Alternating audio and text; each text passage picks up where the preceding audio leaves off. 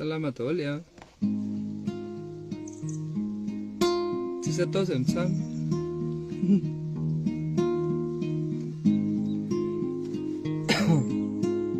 Manembo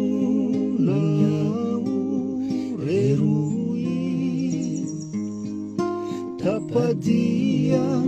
toaomby na fay manembo na niava tsy foy lasa vetso sy very fanay fa vitsika momba kitay ny ranomaso no avozona irery tsy misy miay singan'olona toy ny voaozona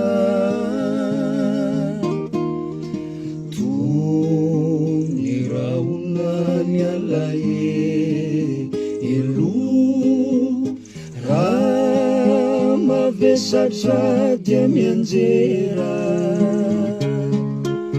na tsisy alovana tsy misy elo dia mandena mamely tsy mihera ny alahelo no any sakaiza ny tsy ay no iondalana te ilefa anefa mba hoaiza tsara tiana no ny tsy fananana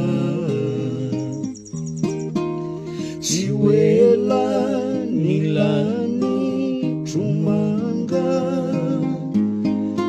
ieretako zay zava mitranga ny zoary efa manangasanga ny toerako any tsy hijanona ho banga